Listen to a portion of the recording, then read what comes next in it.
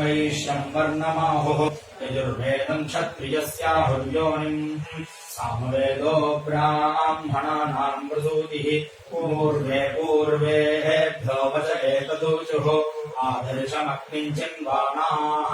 पूर्वे विश्वसृजोऽमृताः 100 वर्षसहस्राणि दीक्षिताः सत्रमासता तप आसीत् गृहपतिः ब्रह्म ब्रह्माभवत् स्वयम् सत्यगुंहहोतैषामासीत् यद्विश्वसृज आसदा अमृतमेभ्य उदगायते सहस्रम् परिवत्सरान् उदगुंह प्रस्तोतैषामासीत् भविष्यत्प्रतिदाहरते प्राणो अध्वर्युरहरत् इदगुम् सर्वगुंसिषादुना अपानो विद्वानावृतः प्रतिक्षातिष्ठतद्धरे आर्तवा उपगातारः सदस्यार्तवो भवन् अर्धमासाश्च तमसा पर्यवो भवन् असगुम् सद्ब्रह्मणस्तेजः अच्छावाको भवत्यशः कृतमेषाम् वृषास्तासीत् यद्विश्वसृज आसता ऊर्ध्राजानमुदवहत् ध्रुवगोपः सहो भवत् ओजो भ्रष्टौ ग्रावण्णः यद्विश्वसृज आसता अपचितिः पोत्रीयामयजत् ज्ञेष्ठ्रीयामयजत्विषिः आग्नीद्राद्विदुषी सत्यम् श्रद्धा हैवायजत् स्वयम् इरापत्नी विश्वसृजा आपूतिरपि नड्ढभिः दिग्भगम् हक्षुच्चैः उग्रे कृष्णाजावहतामुखे वागेशागुम् सुब्रह्मण्यासीत्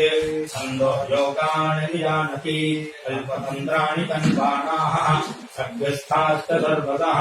अहोरात्रे पशुपाल्यौ मुहूर्ताः प्रेष्या अभवन् मृत्युस्तदभवद्धाता श्रीजोग्रो विशाम्बतिः विश्वसृज प्रथमाः सत्रमासता सहस्रतमम् प्रसुते नयन्तः अदो अजज्ञे भुवनस्य गोपाः हिरण्मयः शकुनिर्ब्रह्मनाम येन सूर्यस्तपति तेजसेत्थः पिता पुत्रेण पितृमानिर्योनियोनौ नावेरविन्मनुचेतम् बृहन्तम् सर्वानुगुमात्मानगुम् सम्पराये एष नित्यो महिमा ब्राह्मणस्य न कर्मणा वर्धते लोकनीयान् तस्यैवात्वापदमित्तम् विदित्वा न कर्मणा लिप्यते पापकेन पञ्चपञ्चाशत्स्त्रिवृतः संवत्सराः पञ्चपञ्चाशतः पञ्चदशाः पञ्चपञ्चाशतः सप्तदशाः पञ्चपञ्चाशत एकविपुंसाः विश्वसृजागुम् सहस्रसंवत्सरम् एतेन वै विश्वसृज इदम् विश्वमसृजन्त यद्विश्वमसृजन्त तस्माद्विश्वसृजः विश्वमेनाननुः प्रजायते ब्रह्मणः सायुज्यगुंसलोकतायन्ति एतासामेव देवतानागुम् सायुज्यम् साष्टितागुंसमानलोकतायन्ति य एतदुपयन्ति ये चैन प्राहुः